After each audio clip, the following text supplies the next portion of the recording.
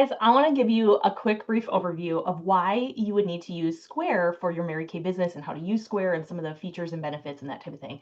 First off, since Mary Kay made changes to our e-commerce platform, we no longer can process like cards at parties through Propay. We now need an external one. I actually started doing this a long time ago. I've actually used Square for the last 11 years, and because there's some reasons. So first off, the thing I love so much about Square is that a lot of businesses use it and it's very recognizable. Even when I pull out my little card reader, people at my parties will say, "Oh, you use Square?"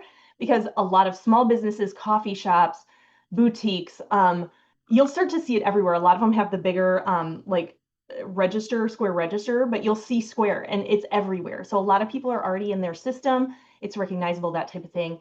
But I loved the ability back then. The reason I started so long ago was I loved that when I took cards at my party, it would just show up in my bank account 24 hours later.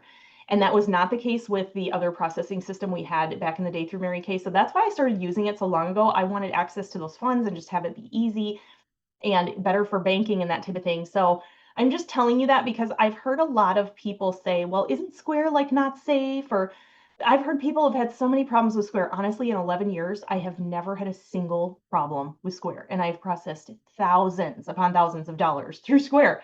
So I just want to give you that peace of mind. It's a big company. It's a recognizable company. It's free to sign up. That's the other thing I love about Square. It doesn't cost you anything to sign up.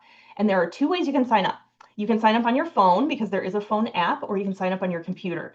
I do have a referral link in the description of this video if you need one, if no one else gave you one, where you will get $1,000 in free processing for using that link. So that means you're basically going to be able to charge $1,000 worth of product without having to pay the 3% or whatever the transaction fee is. You won't have to pay that because you have free processing. So that's super cool. Also, what I love is they send you a free card reader. So just to give you an example, I have the Square app up on my phone.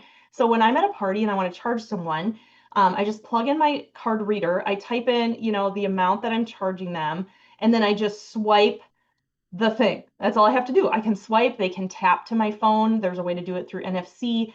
You can type in the number. Like if you don't have a card, you just hit charge and you can manual card entry. You probably can't see, yeah, right there, manual card entry. Oops, gift card, sorry.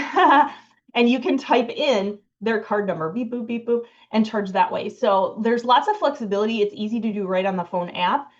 You also have the ability to do it on your computer, which I also love. So because of all that ease and just, they send you this free thing, it's so easy for new consultants. So if you're a new consultant, get Square.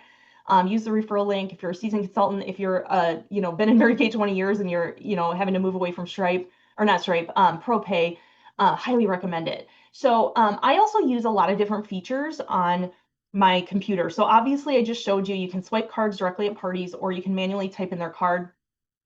You can also do that directly from your computer. So I'm going to share.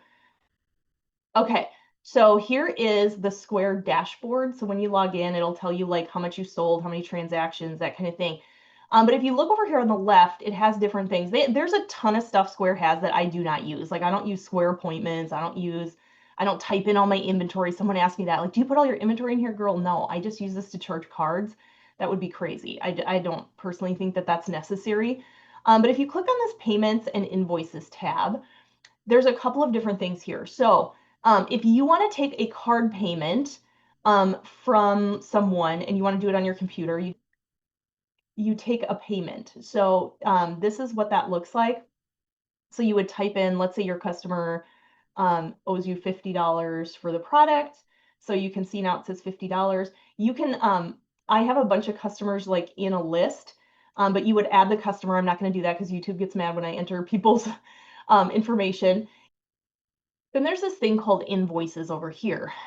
So the virtual terminal down here is how you just take a payment from someone if they give it to you over the phone. If they have it stored on file, you can have your customers store their cards on file in Square too, which is really cool. But let's say I don't know about y'all. Okay, I just gotta pause for a second here. I hate when a customer orders for me and they're like, oh, call me for a credit card. And it's like, oh my gosh, like I got stuff going on. She's got stuff going on. We're playing phone tag. I hate that. So when people ask like, how can I pay? Like if they're not ordering through my website, I'll say, well, I take Venmo or Cash App, or I can email you an invoice that allows you to very securely input a card.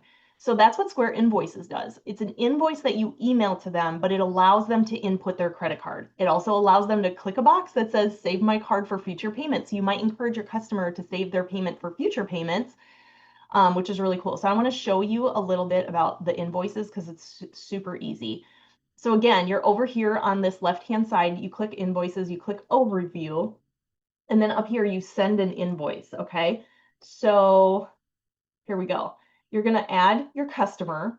And again, I'm not gonna add one because, and again, I'm not gonna add one because YouTube gets mad at me if I show anyone's information. Invoice title, I usually just put in Mary Kay order, okay? I don't make it fancy. And then I have a little custom message. Thanks so much, Emily. You could make more with that if you want. Now, again, you don't have to put all your inventory in here. I actually have where I just type in Mary Kay. You could even, if you want to customize it, Mary Kay birthday order, and then put the full price of the order. Let's say it was $52.71 with tax, right? You don't have to have tax like automatically entered in. You can just force it to just take an amount. So again, you don't need to add all your inventory. You don't have to do anything like that. You can just type in the payment. And then over here on the right, you want to look at this. So schedule, when do you want do you want to send it immediately? And when do you want it due? I usually give them 7 days. Okay, so in 7 days. Accepted payments methods.